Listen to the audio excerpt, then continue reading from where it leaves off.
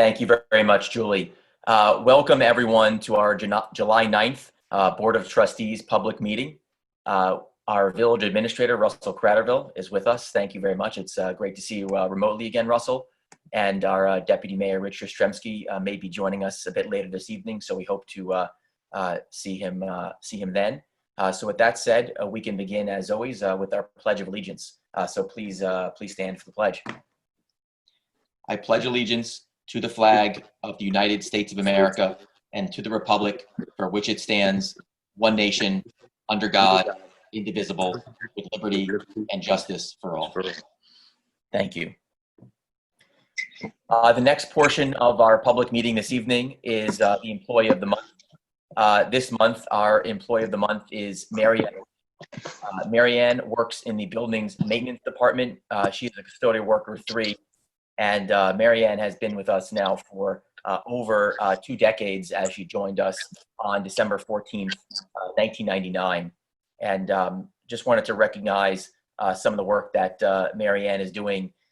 We spent the last 4 months, recognizing the really great work that our healthcare workers and first responders and police department has been doing for our community and for the state and country, for that matter. But I did want to recognize someone who serves in our custodial department who, in the face of a pandemic, has to go in and clean and sanitize and basically make sure that the work environment for everyone here is really in good shape. So we just wanted to thank Mary Ann and recognize her as the Employee of the Month, and also recognize everyone in the custodial staff as this is one job that many of us don't take the time to recognize, but definitely deserves some recognition, especially during this time. So thank you, Mary Ann, and thank you to all of our custodial workers in Southampton Village.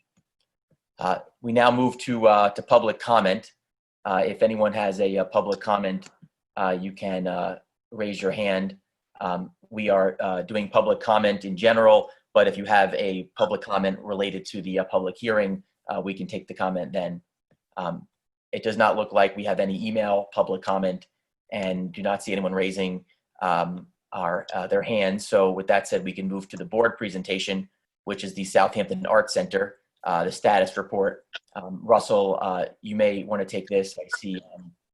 I see Whitney Stevens here. I'm not sure she's going to say something, but Russell, thank you very much. You can just bring us up to speed, and we'd really appreciate that.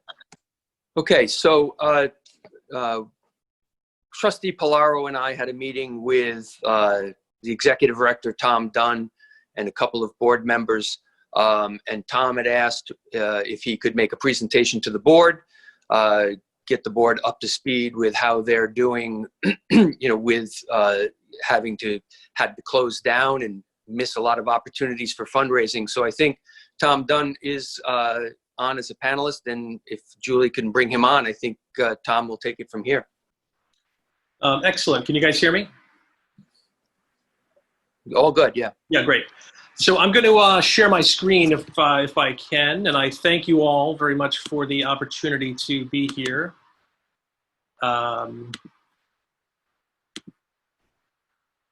Okay, great. So my presentation is up on the screen. Everybody's got it. Okay, great. So anyway, good evening, everybody.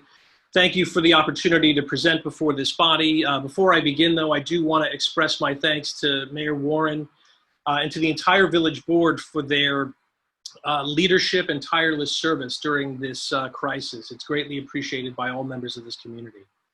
I would like to begin tonight by sharing SAC's mission with you. SAC is committed to the screen looks is committed to community building through the arts. SAC presents and produces a broad array of inspiring, inclusive, socially, regionally, and relevant programs across all disciplines, welcoming and connecting the members of our East End community and beyond. Look, so during all times, especially challenging ones, we look to this mission as our North Star, and it's informed us as we made many critical decisions over the last few months. I would like to take a moment to share with you some quantitative data on SAC's reach and impact since our launch in 2013. We typically present 5 to 6 exhibitions a year, presenting over 200 programs annually, many of which at free and low cost to members of our community. Last year, we reached 50,000 visitors, which was a 20% increase from the year before. Regional relevance, as I noted, is incredibly important to us, and that's realized in a variety of ways. Programmatically, we showcase the work of East End-based artists, over 200 of them in sum over the last few years. And we also make a real concerted effort to partner with local business by creating incentive partner cards, so our patrons are being driven directly into their retails and restaurant operations. I think it's also important to note and just to remind our community that SAC is a 501c3. We're a nonprofit. We rely on philanthropy and contributed income to balance our budget and to create our programs. And since our launch, we've raised over $7 million in private funds. According to a 2015 Americans for the Arts Economic Impact Study, the national average of spending for someone who attends a cultural activity is $31.47, exclusive of the ticket price. Now, based on the nearly quarter of a million people that have come to our community to experience SAC, SAC has had an economic impact of $7.2 million since our launch. I also quickly just wanted to share with you a handful of the programmatic partners that we've brought into this community, both locally based, nationally, and internationally renowned organizations. I want to take a quick second also to acknowledge the great responsibility that we take and pride in the stewardship of the iconic grounds and building of 25 Jobs Lane. Working in partnership with the village, we've made some considerable investments over the last couple of years, and we've also raised New York State funds and private dollars for these capital improvements that you see listed here. I am, though, here tonight to talk specifically about SAC in the time of COVID. I want to give you a little bit of our story for the last couple of months. I'll be very brief. Programmatically, like most, we pivoted to digital, creating an extensive array of interactive and virtual programs. As soon as the governor gave the green light, we were the first organization to produce a drive-in on the east end of Long Island, of course, in collaboration with the village at Cooper's Beach over Memorial Day weekend. It was a lovely way to begin to safely reopen our community. SAC was also the first cultural to open our doors as phase 2, which we gained approval from a variety of local government to be considered as part of retail. And finally, we also quickly organized in collaboration with Eric Fischel a beautiful open-air public art sculpture animating our grounds safely for all to enjoy. Importantly, SAC also took a leadership role in service to our community by utilizing all of our digital platforms to promote local businesses that stayed open during the lockdown. Our Amazon Alternatives initiative, which we called it, was later repurposed and used extensively by the Chamber of Commerce and by the Village Revitalization Committee. We also honored frontline essential workers on our building, on the banner. We celebrated high school grads on the gate, on the fence in Jobs Lane. And our service to the community is again, really paramount of our concern here. I wanted to share a little history very briefly. In this slide, you'll see a snapshot of SAC's operating budget since our launch. There's been significant growth from 13 to 19. Our programs have increased from 50 to 200, and our attendance has increased from 10,000 to 50,000 last year, all the while delivering modest surpluses or balanced budgets along the way. Importantly, you'll note that corresponding with our growth, our cost per visitor has remained flat at roughly $30 across 18 and 19. And now I want to talk a little bit about 2020 and COVID-19. As Russell alluded to, it's been a very difficult year for us and for all members of the nonprofit cultural sector and all businesses across the country. Specifically with regard to COVID, we had 100+ programs canceled, including 3 exhibitions. That resulted in a $300,000 loss in program sponsorship. We had no rental events, which we lost $100,000 in revenue on that line. Our Summerfest Gala can't take place in the way that we typically do so we're going to lose a net of $300,000 in that regard. When you bring that all together, our contributed income is down almost $700,000 for the year. Our earned income is down almost 200,000, and we're looking at a P&L deficit of roughly $335,000 for the year. This puts us in an end-of-year cash position at negative 4,600 for unrestricted funds. So we are on pace to potentially run out of capital by year's end. So these are very serious times. So, you know, what have we done about this, right? So we were doggedly aggressive in pursuing all avenues of support during this time. We successfully navigated the Federal CARES Act and brought in $225,000 across the PPP and the EIDL lines. I raised $70,000 in emergency COVID funding so I could keep my staff paid. We responsibly and proactively took salary cuts. I took a 25% cut myself. And I do want to point out and emphasize that SAC's board has shown incredible leadership and generosity during this crisis. Board giving has represented 41% of 2020's contributed income. So these guys have stepped up extraordinarily, and I'm very grateful for that. In addition, many of you know that we pursued strongly a partnership with Avenues World School, which would have been a fantastic new revenue stream for us. Ultimately, that deal didn't come to fruition as they needed too much real estate, and SAC wouldn't have been able to effectively run as an arts center during that time. We're reconceiving our fundraising events. There's still a fair amount of projection and risk built into our 2020 numbers, and the next few months are going to bear that out. So why I'm here tonight as a partner of the Village and as a leading economic driver of this community, and in light of the unprecedented financial challenges, Southampton Arts Center requests of the Village of Southampton a resolution for a one-time COVID-19 emergency grant of $250,000. This much-needed capital will address immediate operational needs and will help us build a stronger foundation for an uncertain future and allow SAC, importantly, to play the leadership role in the economic revitalization that we know is going to come in the months ahead. And as we look to the months ahead, and don't worry, I'm wrapping, you know, I'm here to commit that SAC our doors are open. Our programs are happening. We are opening a new exhibition on July 25th with the New York Academy of Arts, which is a great reflection of this moment in time. Our outdoor programs will launch on July 17th with reduced limited capacity and social distancing and masks. You know, we're committed to this community for the long term.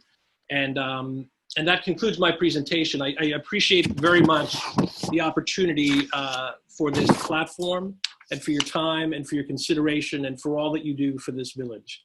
So I thank you guys very much, and I'd be pleased to answer any questions you might have.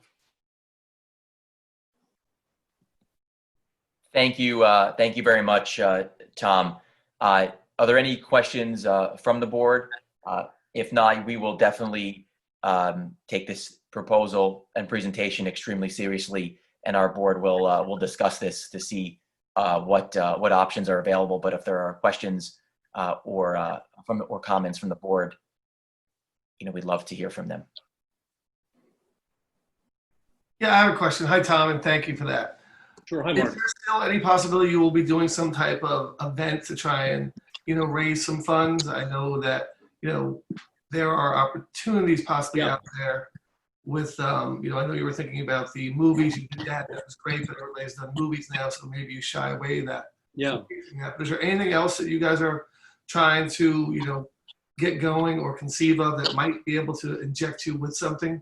Yeah, absolutely. So, you know, the folks who've historically supported our Summerfest Gala, we're approaching them to join our Summer 2020 Patrons Circle. There'll be a very modest dinner that we'll put together for them that is socially distanced as an appreciation of that support. So we are going out to all of our past Gala supporters and all donors for that matter with a specific ask that's already underway. So yes, I think that you know, we're pivoting in terms of what we can accomplish, what we can do. But the reality is that if we're going to do a 40-person gathering, we're still going to lose a net $300,000 that we would have brought in. Our gala typically grossed almost $500,000. Under this scenario, we're looking at maybe 150 as a potential max. So we're pursuing, all of our, all of those avenues, but it's capped in terms of what I think we can potentially accomplish. And of course, we're doing an extensive friends drive. The members of this community has stepped up and made, from modest donations to substantial donations to keep this organization afloat. And I'm immensely grateful for that. Thank you. Sure. Tom, I just, in working with you over, over the past while and being at the meeting last week, I certainly understand, where you're coming from. And as one of the things that, Russell and I both mentioned to you is in this consideration, as we said, we certainly would want to hear too from the public. Yeah. On it, because this would be something that would be slightly outside of the scope of where we are today. So I think that it's something that we certainly will speak about and speak to, and then see how we best can go about and move forward to see how that is. Well, that's great. I support that fully, which is why we wanted to appear, on this agenda tonight, and would welcome the public's comments and sort of thoughts in that regard. So absolutely. All right. Thank you. Thank you, Tom, for the presentation. Thank you for all the good work the SAC has been doing. And we definitely have a lot to speak about regarding this. And we'll obviously review this with our board, and we'll get back to you, promptly on this. So thank you again for the presentation tonight. Feel free to stay for the rest of the meeting if you'd like. If not, we'll get back to you. And of course, you've got, you always have a partner here with us in the village. So thank you again. And thanks to the members of the SAC for attending the meeting as well.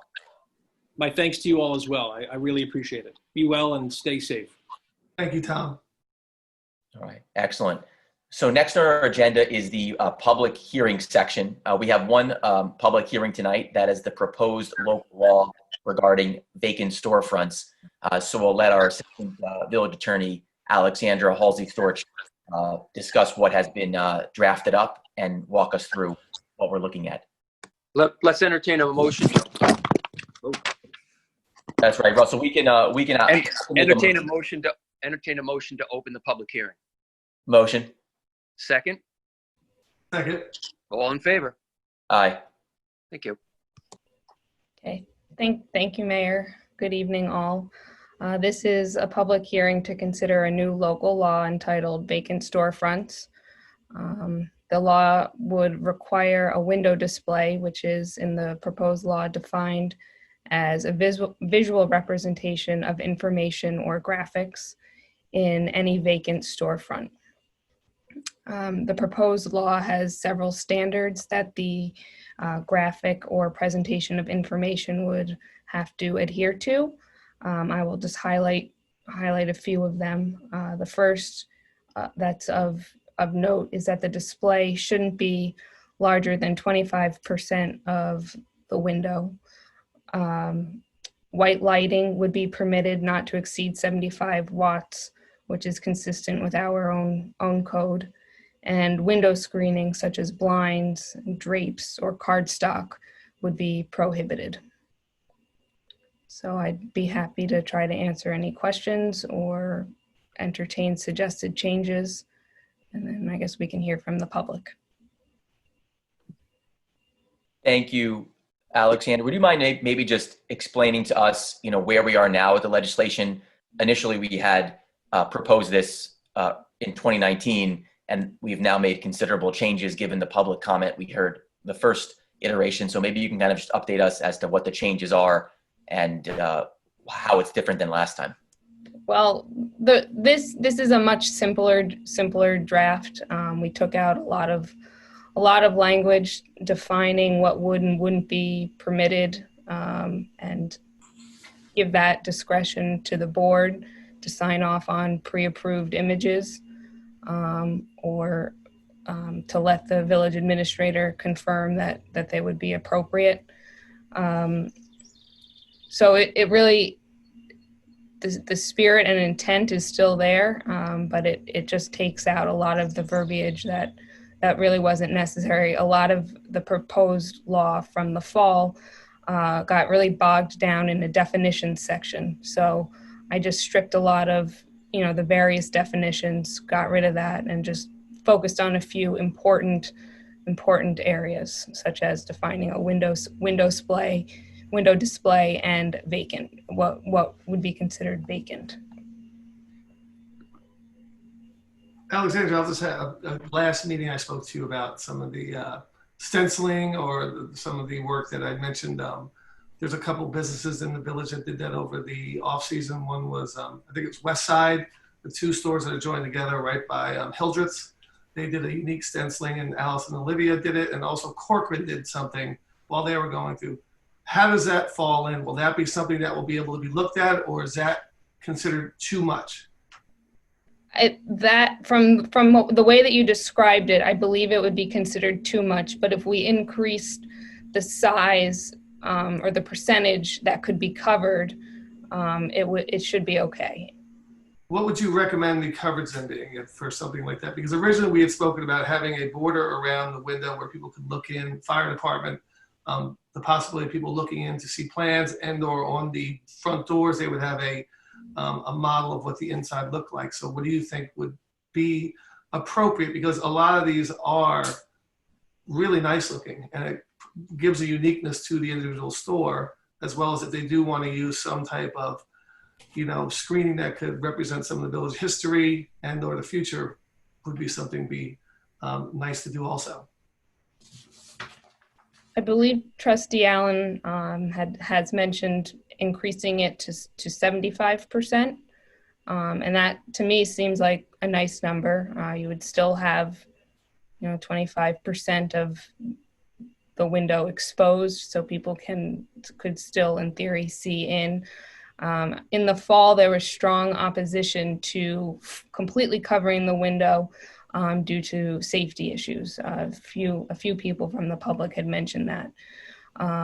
So perhaps 25% is too little. I know that there was a concern that some of the paintings that were hung during the trial run, also during the fall, might have been a little too small and didn't really create the effect that the board was looking for. So, I think at the end of the day, it's a board decision. It's not really a legal issue. It's more of an aesthetic issue and what pleases this board. But to me, anywhere between 50 and 75% would probably be, sufficient. Alexander, would that be, could we say, up to 75%? So if someone didn't want to do a full covering, but they wanted to do 55, let's say, that they'd be allowed to, it wouldn't have to, get special dispensation or something. Is that? Yeah, we could include a range. Right. Yeah, I would definitely, I think that's a good idea, but I would definitely put a minimum on it. I agree. I think we need a minimum. And I think to Alexandra's point, I think 25 is probably too little. But, we'll figure out something and then do a range up to some number so that we can, so that the businesses will know exactly what it is and where they can be and how that plays into it. So if I make a recommendation then tonight based on those comments, and we'll see what happens with the public comments as well, but why don't we adopt the range of 25% as proposed, say 25 to 75%, and depending upon, again, how people's windows look, 75% may look good in a larger window, may look overpowering in a smaller one. We'll leave that aesthetic choice up. But tonight, let's, just for the finality of the law, let's assign a 25 to 75% range. Counselor, that makes good sense. I just want to go back to the legislation and just incorporate some of the additional comments that came in. Thank you, Alexandra, for taking all the comments when we spoke last week. I think that 25 to 75% is a good solution, and it's a good place to start. We did test this, and we had two beautiful composites put up in Tim Marin's store across from Stop and Shop. And we met with James Slezik and Dave Johns, and they were small. And I think we should start there, but people should recognize it was small and there wasn't lighting behind it, so you didn't see it at night. But, 25% isn't that big. But artwork isn't always big. So it still allows the artists to be displayed throughout our community. One thing I thought that was nice about the legislation, Alexandra, is that we've created a sourcing process with regards to not only the SAC, but to SEC, and also to Trustee Parrish's point, beautiful historical renderings through the Southampton Village History Museum. Right, Mark? Okay, so that's good. The only other comment that came in between our speaking last is that the artists would like to have an exemption to allow signage to direct one to their website or to who they are, so people can reach out to them in case they're interested in the artwork. And I think that may conflict with our existing signage requirements. So we just have to look at that. And that just came in. So that's all I have. Would it just be, as far as you know, just like a small little plaque?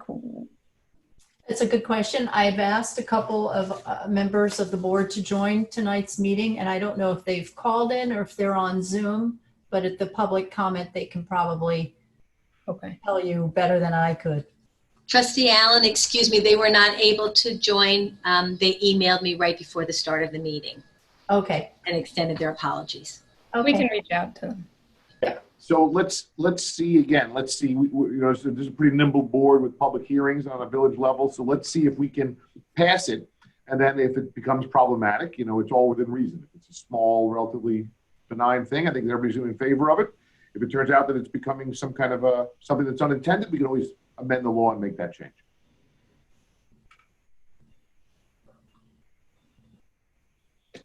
All right, I think that's that would be nice. I know we do have some attendees, so we've got a few here. If there's any attendees who'd like to make a public comment regarding this public hearing, you could just raise your hand and we can loop you in.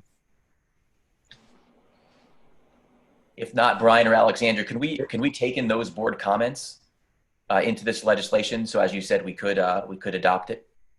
If they're not here now, we can't. But we can make the modifications as the law is drafted now with our board's comments of the proposed 108-3 subdivision A, to make that change from 20 to have the range of 25 to 75%. And then again, if there are some serious comments that come in, we can always renotice the public hearing and make a later amendment. But at least this gets the ball 90% down the road, 95% down the road. I do need to add that and it's in your packet and it's posted online, there is a comment from Tim Marin of 45 Skinner Street, Southampton, New York. And I just wanted to be certain to read that. That letter is online for anyone who wants to see it, and the board has it in your part of your packet as well. Thank you very much, Russell. So I think at this point we can make a motion to adjourn this public hearing, I guess, to our next board meeting, and then the hope is maybe at that board meeting we can take in the additional comments and move forward to adopt. But I wanted to thank again Assistant Village Attorney Alexandra Halsey-Storch for working on this, getting to the point where it was a good piece of legislation, and this took a bit of time to get here, but wanted to thank you for the really good work on that. So with that said, again, would like to make a motion to adjourn. Is there a second? Second. All in favor? Aye. All right. So there are now 4 communications to the board.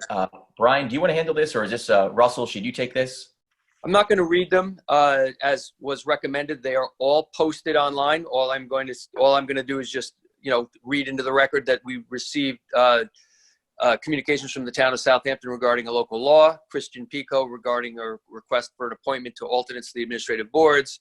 We received 4 letters, one from Erica Lee, Stephen Padilla, Aaron Crum, Tom Kennedy, letters requesting the village to remove village resident only for Little Plains Beach, and one from Andrew Thomas, a letter in opposition of allowing vehicles on the beach during plover nesting.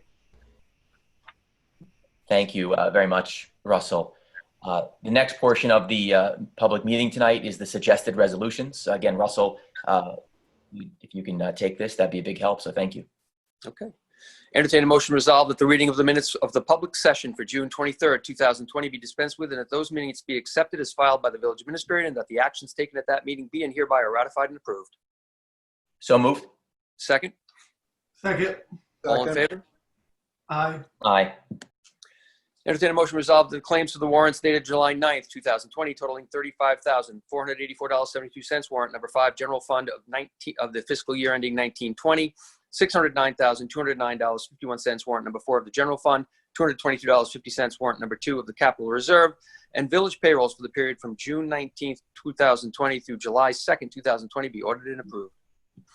So moved. Is there a second? Second. Again, the majority of the current warrant in the general fund were benefits and annual renewals of service contracts. All in favor? Aye. Aye. Entertain a motion resolved. The Board of Trustees hereby approves the attached schedule of budget transfers to eliminate line item overages for the period of June 12th, 2020 through July 9th, 2020 for the fiscal year ending May 31st, 2020. So moved. Second? Second. Okay, these are just budget end of year budget modifications, moving monies from certain employee benefit funds to others, just to cover a few minor shortages in some that, and there were overages in others. All in favor? Aye. Aye.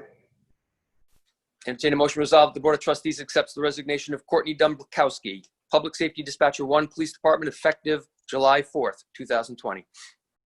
So moved. Second? Second. All in favor? Aye. Aye. And entertain a motion resolved. The Board of Trustees hires Wayne Bruin of O'Shea, Marcinchuk and Bruin, LLP, at a rate of $275 per hour for a litigation matter. So moved. Second? Second. All in favor? Aye. Entertain a motion resolved. The Board of Trustees authorizes the mayor to sign an amendment to the Coopers Beach concession contract with Nolan Hospitality, LLC. So moved. Second? Second. All in favor? Aye. Aye. Aye. Entertain a motion resolved. The Board of Trustees authorizes the destruction of village documents beyond their retention date. So moved. Second? Second. All in favor? All in favor? Aye. Aye. Entertain a motion resolved. The Board of Trustees approves a fundraiser for the Southampton History Museum at the Halsey House on August 8th, 2020, pending the approval of the special event planned by the Chief of Police and the Village Administrator. So moved. There's second. Second. All in favor? Aye. Aye. Entertain a motion resolved. The Board of Trustees hereby approves that with respect to the village general election to be held on Wednesday, September 15th, 2020, the polling place shall be the Levitas Center, Cultural Center of Southampton, Pond Lane, Southampton, New York, and that the poll shall be open at 9 a.m. until 9 p.m. So moved. Second? Second. All in favor? Aye. Aye. Aye.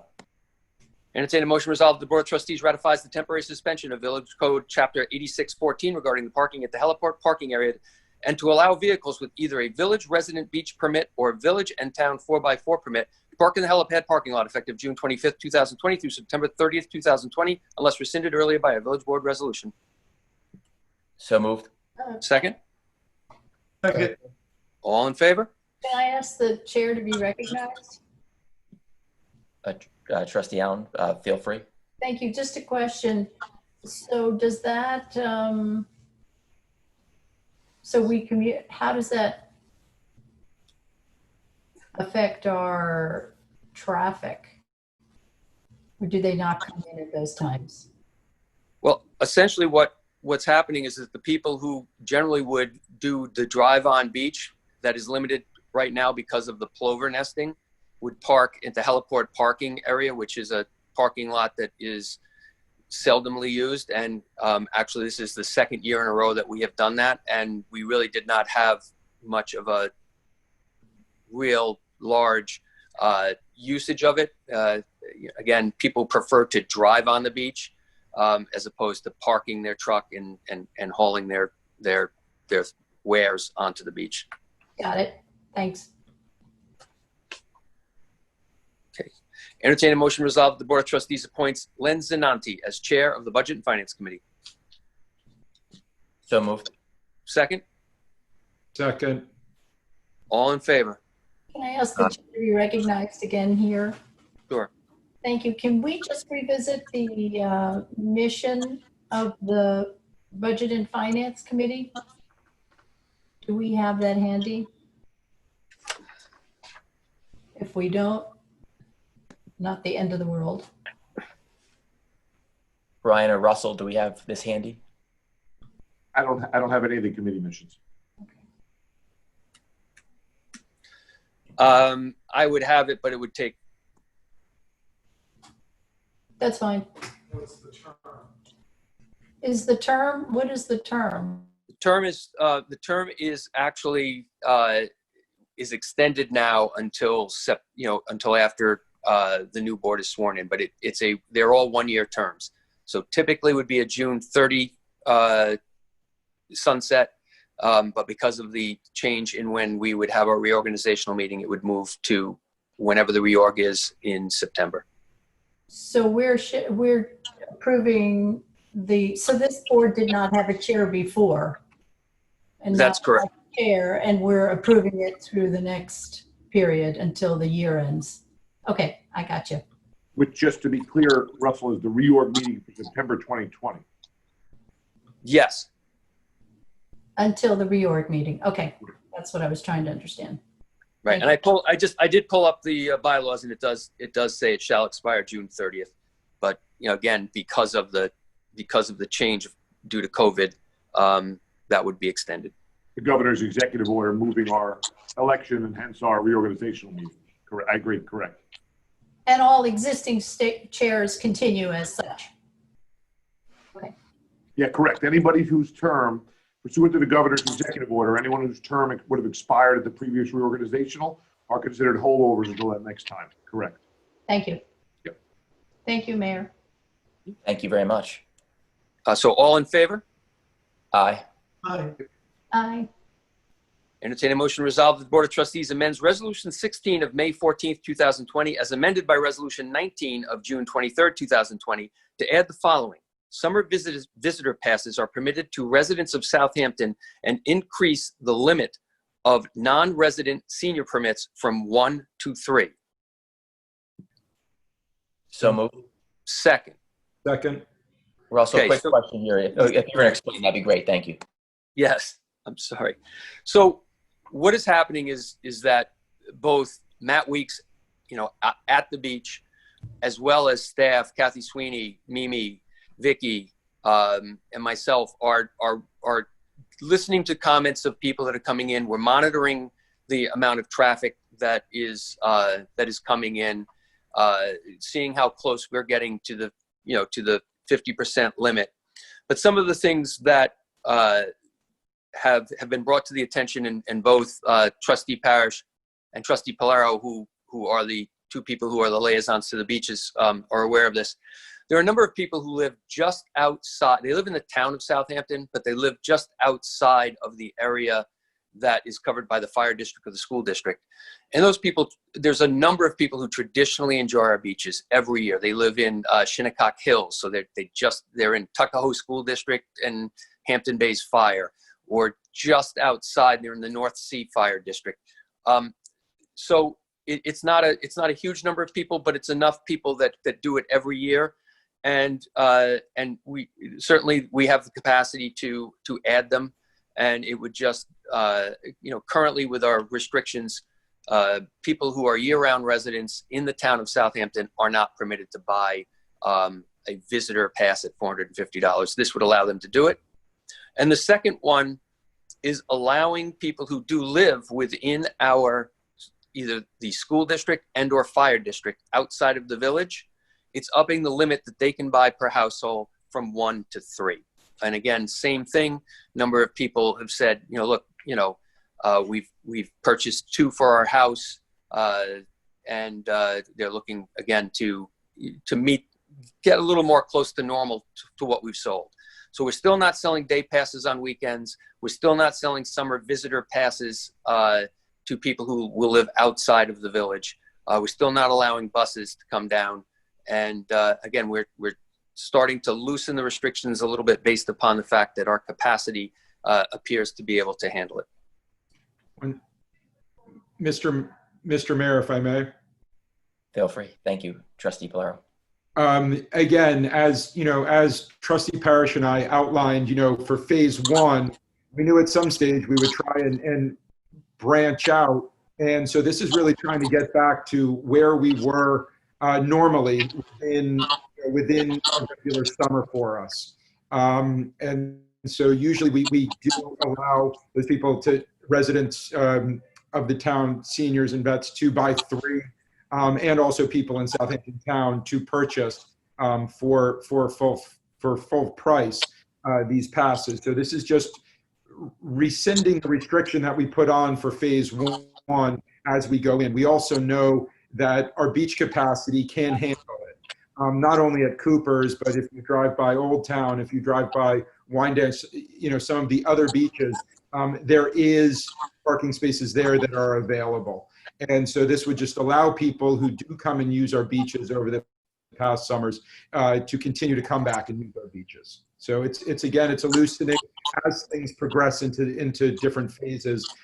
We're trying to do the same and just stay on top of it from what we're hearing with comments. But we don't want to go so far that, we, again, as Russell mentioned, that, we're not selling daily passes on weekends. We're not allowing buses to come in yet. We don't want to overtax our stuff, but we do think that we can reduce the restrictions a little.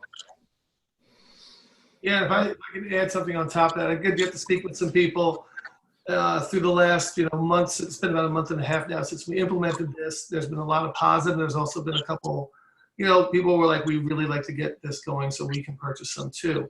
But another good point is that the impact. So if we continue to just throw dailies back on at the normal rate of every single day, we're going to have a higher impact, especially at Cooper's. Cooper's right now is running very efficiently. Matt Weeks, the beach manager, said that over the 4th of July weekend, it was really, really strong, but it was in very much good control with great spacing. I believe there was about, close to capacity on Saturday the 4th and Sunday the 5th, right about the same number. And he said that it was really, really went well. The attendants are doing a great job. They're starting to slowly, increase some of their rentals of beach chairs and umbrellas. And I think the biggest thing is that we can look at now is saying, can we bring in revenue through the sale of summer passes as well as the non-residential village, and that will offset hopefully the impact of dailies. And that's something that I think this will possibly give us an insight to. And again, we'll look at this prior to the next meeting and, tweak it. All right. Trustee Polaro and Trustee Parrish, thank you. Thank you for the guidance here and the diligence again. I don't know if any board members have any additional comments, but I think we're in good shape here. All in favor? Aye. Aye. Entertain a motion resolved. The Board of Trustees accepts $500 donations from the Southampton Fire Department, the law offices of Burke and Sullivan, PLLC, and the law offices of Tiffany S. Scarlato, PLLC, to assist in underwriting the Southampton Village Wear a Mask program. So moved. Second? Second. All in favor? Aye. Entertain a motion resolved. The Board of Trustees hereby authorizes an official Southampton Village Facebook page subject to rules and guidelines approved by the village attorney. So moved. Second?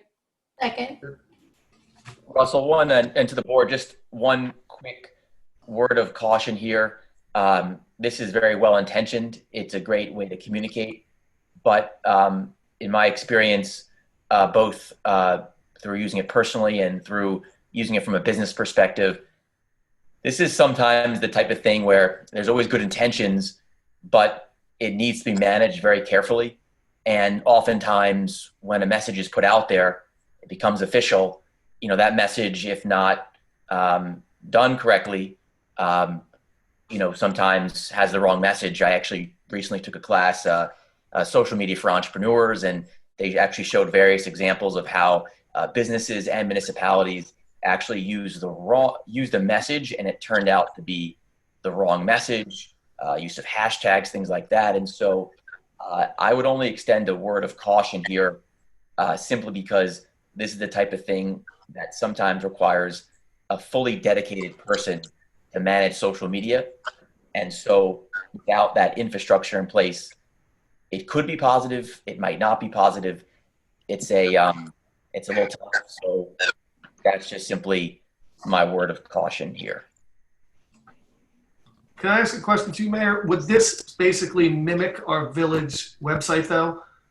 So the information that would go on there could directly be put onto that and there, where it gives us a wider audience, because our village website still probably doesn't have the notice that at this point that we would like it to be. So this gives us another avenue for information. I don't know if there would be any hashtag on Facebook. I'm not a Facebook user, so I really don't know. But I believe the intention is to sort of spread the information that we put on our website and bring it to another audience that is on Facebook. And Trustee Parrish, adding on to that, we're simply trying to distribute useful information in another channel that another group of individuals may avail themselves to. And I agree with your caution. I do think one has to, manage the message properly. But COVID is interesting information to be given.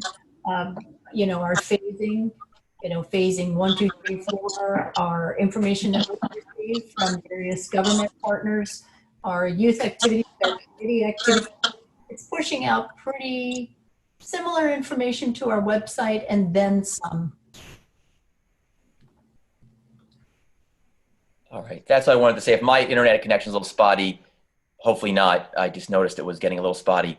That's all I wanted to say. It's oftentimes a great use of information, but don't want to hold this up. If the board would like this, no issue, but just wanted to, share a different perspective. And we can work together potentially on figuring out some protocols around it to make sure, to your point, that the messaging is on target and that it doesn't become an administrative burden. It's an advantage for us in pushing out useful information. All in favor? Aye. Just going to abstain so I can do a little more research, but it looks like it's going to pass, so that's great. 4 yes, 1 abstain. Entertain a motion. Entertain a motion resolved that the Board of Trustees authorizes the mayor. Entertain a motion resolved that the Board of Trustees recalls and amends a resolution reading supports submission of grant application to the 2019 Suffolk County Water Quality Protection and Restoration Program from the July 1, 2019 Southampton Village Board meeting to include resolved that the Board of Trustees classified the action as an unlisted action under SECRA. So moved. Second. Second. This is just a ministerial act that the Suffolk County attorney, in looking at the contract that on the grant that we were awarded, said it was a ministerial thing that they would just prefer that the Board of Trustees have included that in the resolution, and they said it's a correctable item, and that's basically what we're doing. All in favor? Aye. Aye. Entertain a motion resolved that the Board of Trustees authorizes the mayor to sign the Third Amendment Agreement with the Suffolk County Community Development Agency, subject to form approved by the village attorney. So moved. Second? Second. All in favor? Aye. Aye. Mayor Warren brings forth the name and makes a motion. Be it resolved that the Board of Trustees ratifies the hiring of Yassine Bukasi, student intern in the building department, effective July 7, 2020, at a rate of $12.50 per hour. So moved. Is there a second? Second. All in favor? Aye. All right, thank you. Thank you, Russell, very much. We now move to comments from board members. Trustee Allen, you can get us started. Maybe somebody else wants to go before me, just because I'm filling out my documents. I'm very quick. Just basically just do a wrap up of the departments. Cooper's Beach, as I said before, had a great 4th of July. Matt Weeks and all the staff down there, from the attendants when you come in to the, people that rent the umbrellas and guide the people to their spots, lifeguards, everybody, Ben and Lauren, they got their concession going, open about, a week and a half ago.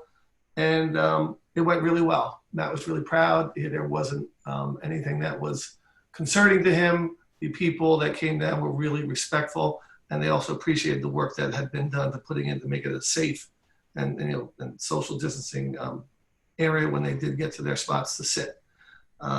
Parks have been cranking, mowing. We got fields opened up now, soccer starting over at Downs Park, baseball's on the horizon for the Little League. So they have been cranking it out, and they have been doing a real good job at that, amongst, all the different hurdles that they had coming into this. I'm very proud of them. And, the new part-time employees that were hired, I get to see them most mornings cruising around in a little, I forget what they call a workhorse vehicle. They're out there, doing what they're doing, and they're doing a good job. And very nice to see them being so conscientious when they're out there, as well as all the other employees in that department and all the departments. DPW, they were really instrumental with helping with moving around all the barricades and things during the 2 street closures we had. Again, they are taking on a lot of responsibility with the amount of people we have here now and have out here. They're working hard, and they're really trying to do the best they can to keep up. And we've been having a lot of communication with them, and just want to let them know, appreciate all the good work right now. Thank you. Excellent. Thank you very much for that. Trustee Polaro, and then we could do Trustee Allen. Sure. Thank you, Mr. Mayor. Again, wrap up of departments, really nothing to report from Justice Court. Things are starting to progress forward a little there, so we will continue to follow it. Trustee Parrish covered the beaches pretty well. And then the only other thing that I will do with regards to, working as a liaison with the cultural affairs in the village, this weekend, there is Art in the Park. The Southampton artists are putting that on. Tents will be socially distanced on Saturday and Sunday. That will be going from 10 to 6. I know that we are working with the chamber, and that the farmers market will also be going on Sunday in a different location. But Art in the Park and both of those will be going on. So please do come down and support your local artists. Thank you. Thank you very much. Trustee Allen. Good news, obviously we entered phase 4 yesterday, and that allows low risk indoor arts and entertainment activities in higher education. We also have some good news that we succeeded in getting the Smart Cities grant that we applied for about 2-3 weeks ago. And with Chris Gobler, Janice Shearer, and our grant writer, Jen Messiano's help and the Lake Agawam Conservancy, I don't recall the exact number. Gary, I think you're on, it's what, $200,000, something like that? Anyway, Gary will tune in and let us know what it is, but essentially we're already undertaking the analysis to determine what is seeping into Lake Agawam underground, and this will allow us to place a permeable reactive barrier in the right spot on the north end of the lake to reduce those contaminants. So that was good news. The other good news is that we've had a lot of summer youth activities up and running now for kids age 2 up to teens. The Southampton Daycare Center and the Children's School are offering summer camps. The older kids have basketball and soccer clinics Tuesdays and Thursdays right up here behind the police department. And they have other things spooled up, such as intro to hip hop, yoga for kids, creative art classes. And there will be a Wheels on Reels movie night starting at Downs Park. We haven't figured out the date and times yet, but that's more to come. But a lot of good things happening at the Southampton History Museum as well. And if we had a Facebook, we could push this information out. But for now, you can look at this information at the Southampton History Museum Village website that's listing a lot of what's going on, including their rock garden that just opened up today. So they're asking everybody to bring a rock, paint a rock, or take a rock. And that's it for the youth committee. The other part I wanted to talk about is we've had a lot of activity on the east end of Long Island in terms of sales. We found out the other day that our CPF fund has had a record intake of $45 million year to date because of the volume of sales that are being generated on the East End. So the good news for that is we get a cut of that goes into the CPF fund, and then we can apply for grants both to acquire land as well as help our water quality. But the reason why I'm raising this is it's also affected one of our departments, which is the building department. They've also had an increase of 30% of sales, and that drives certificate of occupancy inspections and ultimately construction. And we used to have 9 people in that in the department. Obviously 9 is too high because we're not at our all-time high in 2014, but we're down to 5 people now. We're a bit stretched, and we should probably revisit that because we want to make sure that everything is inspected properly and that we have, you know, our construction sites inspected, our signage, our property maintenance, and obviously with outdoor dining and other things that have hit our plate. The other piece I find interesting, and I may be wrong, and Russell can correct me, but our fine intake is around 400,000 a year. And I checked what the fine intake is for the village of East Hampton. I haven't spoken to anybody there yet, but they're a third smaller than we are, and they have fines to the tune of 800 to 900,000 a year. And our staffing in the building department used to include another code enforcement resource of 1 person divided by across 2 people who work part-time, but it certainly would help to have additional staff there. And even in conversations today with our counselor, Alexandra, she recognizes that staff is really overworked and understaffed. So I'm just laying that out there. And the only other thing I wanted to mention, and perhaps Counselor Halsey-Storch can help me on this, is we've had a citizen come to us and a number of people indicating that we as a village may not be addressing asbestos in the proper way. And the upshot is we've had now 3 attorneys investigate this, including very painstakingly and thoroughly our counselor Alexandra Halsey-Storch. And the upshot is asbestos does not fall under our jurisdiction at all. But we go above and beyond other municipalities in that we require the applicant that is undertaking a building permit to demonstrate that they have all the requisite certifications around it.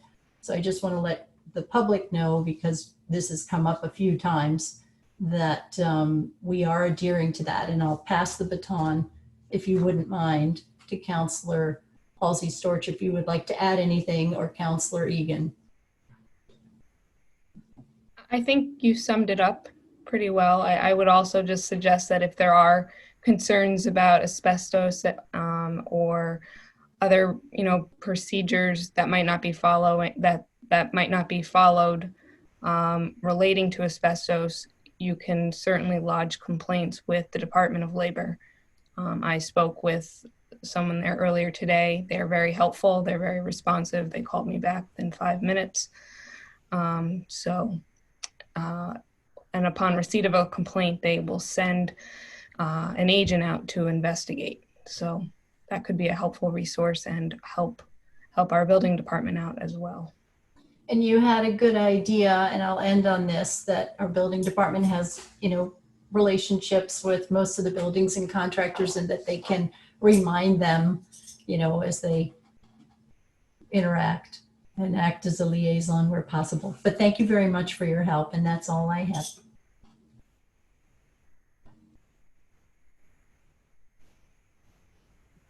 Excellent. Thank you very much. Appreciate all those the thoughtful comments there. A few quick things, and we said a lot regarding all the departments. But number one, just wanted to thank Chief Cummings and the Southampton Village Police Department. The last 2 Saturday nights, you guys did an excellent job and would not have been able to do it without you, as well as our DPW departments. Just wanted to extend a very big thank you to SCPD, DPW, Southampton Fire Department as well, and EMS. So thank you to all our departments. Secondly, just to follow up, it might not have been ready for announcement, but it's there. So wanted to recognize the New York State Smart Cities Initiative. we are going to receive $200,000 in a smart city grant. So wanted to thank the Lake Godwin Conservancy, Gary Gillespie. 50,000 goes to the perimeter active barrier, 150,000 for septic upgrades. And then all work will be executed by the New York State Center for Clean Water Technology. And thank you to Dr. Gobler. And then finally, one just short but friendly reminder to everybody. We are now in phase 4, but that does not mean we're out of the woods. Many states across the country are seeing record highs of COVID-19 cases. Some of those people will be coming here. That's just inevitable. So while we can enjoy this moment in time where we're at record lows since March, hopefully that will be the case for longer, but it may not be. So just a friendly reminder to everyone to take the necessary precautions, continue to wear a mask, and remain, socially distant. Avoid the summer parties that we're all too used to going to, and summer events. Keep the events 15 under, according to phase 4. So just be careful. That's all we can do as part of the local government here, is just a friendly, a nice friendly way to remind you. But just wanted to, say we've done a good job flattening our curve, but ultimately not the same case in other places. So important to be careful. We still have a long way to go. So with that being said, would like to make a motion to adjourn. Second.